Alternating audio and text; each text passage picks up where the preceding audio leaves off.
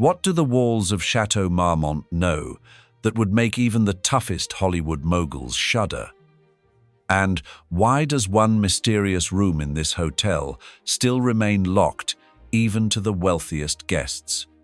In the heart of Los Angeles, on the legendary Sunset Strip, stands a hotel that has kept Hollywood's darkest secrets for nearly a century. Chateau Marmont is not just a place to stay overnight. It's a fortress where celebrities hide their biggest sins, where fame meets madness, and where every wall is soaked with stories that could destroy careers and lives. But the hotel's biggest secret remains a room that only the chosen few know about and which never appears on the building's official plans. 1929. America dances to jazz, and Hollywood experiences its golden age. It was then that architect William L. Pereira completed construction of what was supposed to become a luxurious residential complex on Sunset Strip. The structure, designed in the style of a French Gothic castle, towers over the city like a medieval fortress transported to the future. But fate had other plans. The Great Depression of 1929 changed the owner's plans, and in 1931, the luxurious apartments were converted into a hotel. Who could have predicted that this decision would forever change the history of Hollywood? From the very beginning, Chateau Marmont attracted a special type of clientele, those who sought not just comfort, but absolute privacy. 63 rooms, including exclusive bungalows, became a refuge for stars who needed a place where they could take off their masks and show their true faces. The first tragedy that forever linked Chateau Marmont with loss occurred on the 5th of March, 1982. John Belushi, star of Saturday Night Live and the cult film The Blues Brothers, spent his last evening in Bungalow Number 3. After a party with Robert De Niro and Robin Williams, Belushi passed away from an overdose. This incident became a turning point. The hotel, which had previously been perceived as a luxurious refuge for the elite, suddenly found itself at the center of scandal. But instead of scaring away celebrities, the tragedy only intensified the aura of mystery around Chateau Marmont. Legends say that Bungalow Number 3 is still visited by Belushi's spirit. Guests complain about strange sounds, sudden temperature changes, and the feeling of someone else's presence. Is it about ghosts, or is it just a psychological effect from knowing the history of this place? But Belushi was just the beginning. The hotel became a magnet for troubled celebrities, as if some dark force attracted those who balanced on the edge of self-destruction. Year 1992. Kurt Cobain and Courtney Love arrive at Chateau Marmont in a state that can only be described as controlled chaos. Their scandals echo through the hotel corridors, and the staff witnesses family dramas that would later shake the entire world. It was here that Courtney experienced one of her overdoses, which nearly ended in tragedy. Jim Morrison, leader of The Doors, used the hotel as his personal stage for self-destruction. Once, while in a state of severe alcoholic intoxication, he decided to climb onto the hotel's roof. A fall from such height could have been fatal, but fate gave the rock star another chance. What sum of debt do you think could make a young actress persona non grata at Hollywood's most exclusive hotel? The 2000s brought a new wave of scandals, and Lindsay Lohan found herself at the center. The young star of Mean Girls turned Chateau Marmont into her personal home, but not in the best sense of the word. During one of her stays, Lohan managed to accumulate a debt of $46,000, a sum that looked impressive even by Hollywood standards. The worst part, she just left without paying. The hotel tried for a long time to collect the money through lawyers, but Lohan seemed to believe that fame gave her the right to free accommodation. But money is just the tip of the iceberg. Lohan started fights with other guests, including an incident with Avril Lavigne in 2010 that nearly ended with a police report. Richard Harris, the actor who played Albus Dumbledore in the first Harry Potter films, was evicted from the hotel for impropriety. The drunk actor ran through the corridors, knocked on other guests' doors, and shouted that an atomic bomb had been dropped. The staff tried to calm him down, but Harris was uncontrollable. Keanu Reeves, master of zen and coolness, had his adventures at Chateau Marmont. During the filming of Speed in the 1990s, his classic Porsche disappeared right from the hotel parking lot. The thief had incredible audacity to steal Keanu Reeves' own car. Strangely, a few days later, the car returned to the same place without any explanation. But Chateau Marmont is not the only place in Los Angeles where celebrities hide their secrets. Hollywood created an entire network of safe establishments, each with its own specificity and dark history. The club on Sunset Strip, which Johnny Depp opened in 1993, quickly became the epicenter of Hollywood's underground. Nothing special on the outside, a black facade without bright signs, but behind these walls dramas worthy of Shakespeare unfolded.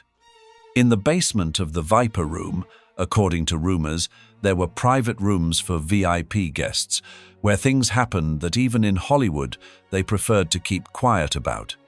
Poker games with astronomical stakes, where actors lost not only money, but also roles in future films. Tobey Maguire regularly lost hundreds of thousands of dollars here, while Leonardo DiCaprio was famous as a poker master. The hotel in West Hollywood, with its snow-white facade and red accents, looked like scenery for a science fiction film. But behind this futuristic design hid an atmosphere that more resembled decadent Rome in the time of Nero. The Standard became famous for its after parties, which officially didn't exist, but which everyone in the industry knew about. These events started at 2 a.m. and lasted until dawn, turning the hotel into a living organism with pulsating music and clouds of smoke of unknown origin. The hotel's penthouse was equipped as a private club with panoramic windows overlooking all of Los Angeles. It was here, according to rumors, that young actresses auditioned for the most influential producers.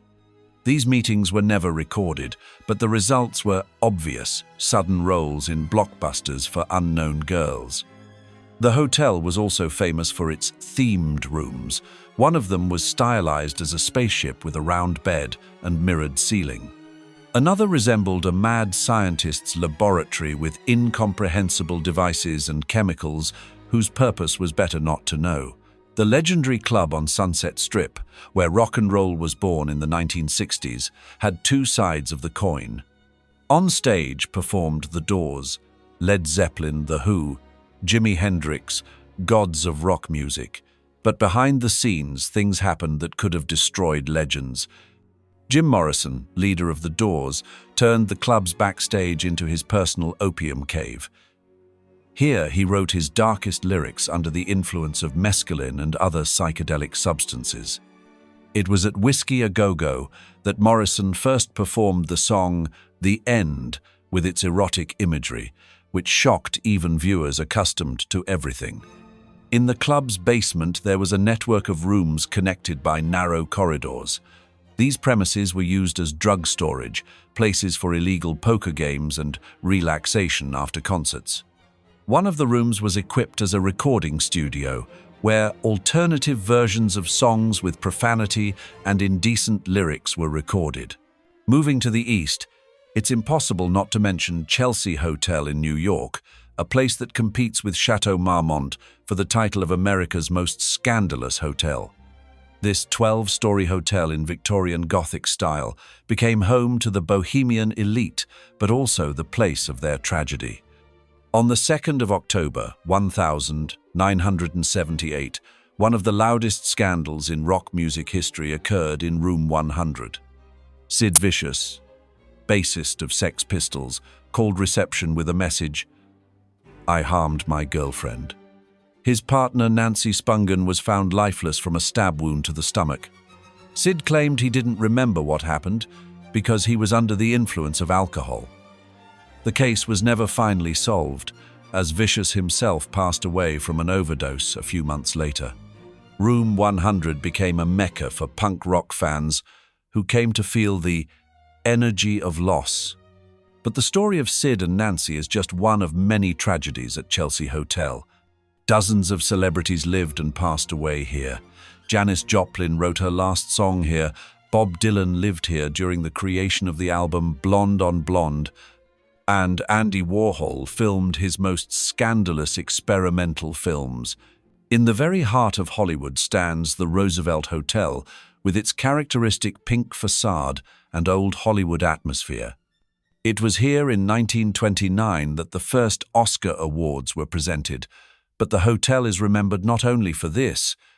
Marilyn Monroe lived in the hotel for 2 years at the beginning of her career, occupying a room by the pool. According to staff, her spirit still wanders the hotel corridors. Guests complain about mirrors that fog up by themselves, forming the silhouette of a woman, and about the aroma of Chanel No. 5 perfume that suddenly appears in rooms. But the hotel's real gem is the Polo Lounge, a bar where Hollywood elite gathered for decades to resolve the industry's most important issues. $1-million deals were made at round tables, studio fates were decided, and future stars' careers were planned. Legend says that in one of the bar's walls there is a secret safe where originals of contracts of Hollywood's biggest stars are kept. These documents contain clauses that could shock even modern lawyers, from pregnancy bans to personal life control. In the quiet Bel Air neighborhood, among lush gardens and swan lakes, is located a hotel that serves as a refuge for the elite of elites. Hotel Bel Air is a place where not just celebrities stay, but people whose names rarely appear in the press, but who control the industry from the shadows. The hotel consists of separate villas and bungalows scattered across 12 acres. Such architecture ensures absolute privacy. Guests can avoid meeting each other for an entire week. One of the bungalows, known as the Presidential Villa, is equipped with a special meeting room with a system for jamming listening devices. Here, according to rumors, the biggest mergers and acquisitions in the entertainment industry were planned. It was in this room that the fate of MGM, Columbia Pictures, and other studios was decided. Comparing all these establishments, Chateau Marmont remains the undisputed leader in terms of quantity and quality of scandals. If the Viper Room is the place of one great tragedy, and Chelsea Hotel is a bohemian refuge for creative souls, then Chateau Marmont is a systematic generator of dramas over decades. The secret of Chateau Marmont's success lies in a unique combination of factors: perfect location on Sunset Strip, architecture that promotes privacy, and corporate culture built on the principle of see no evil, hear no evil, speak no evil.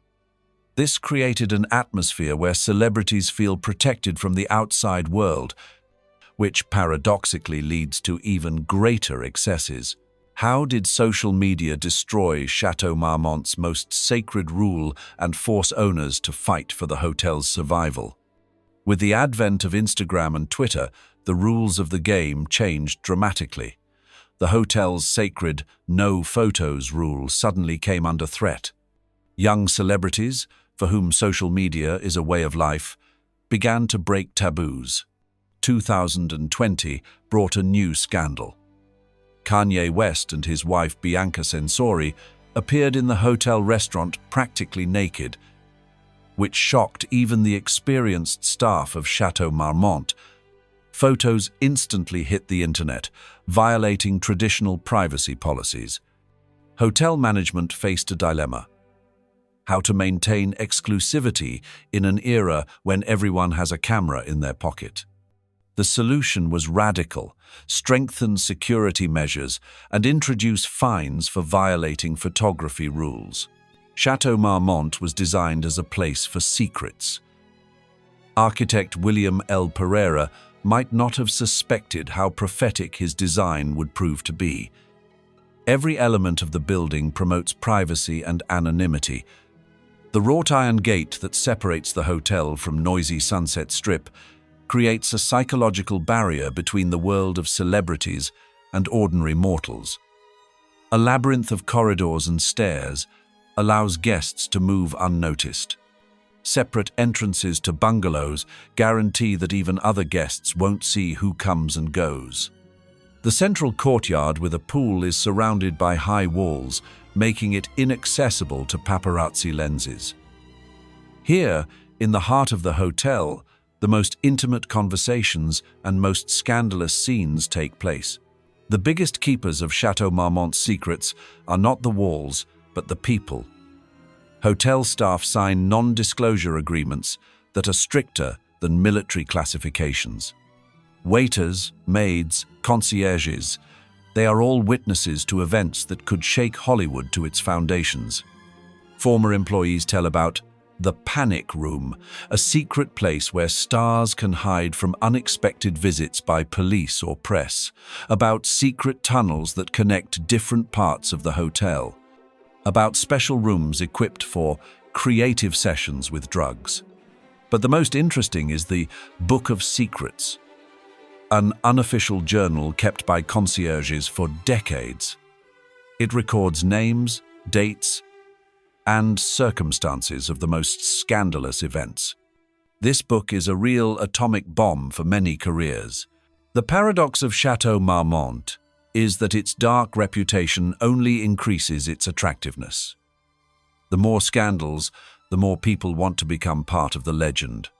Rooms are booked months in advance, and prices remain sky-high. Bungalow number 3, where John Belushi passed away, is the most popular among guests. People are willing to pay a premium for the opportunity to spend the night in a haunted room. Morbid tourism brings the hotel millions of dollars annually. The hotel's marketing strategy is to never officially mention scandals, but not deny them either.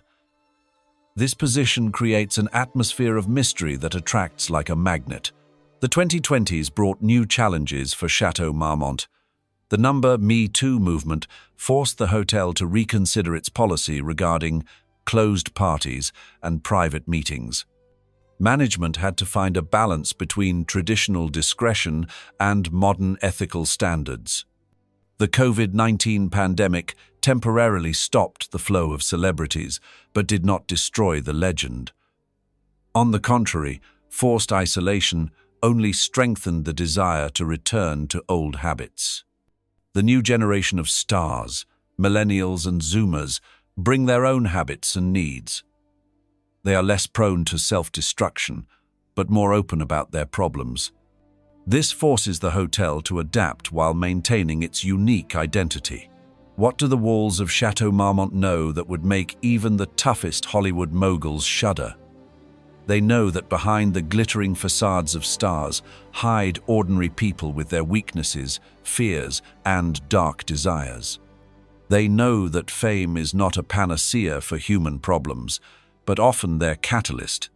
The walls of this hotel keep secrets that could destroy empires, ruin careers, and change the history of cinema.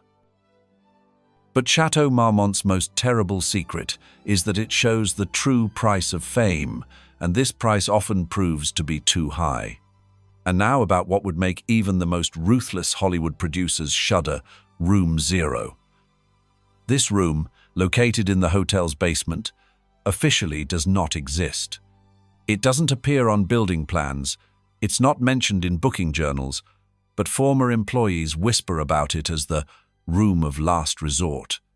According to unverified data, it was here that the most secret meetings of Hollywood bosses were held, where the fates of not only careers but also lives were decided.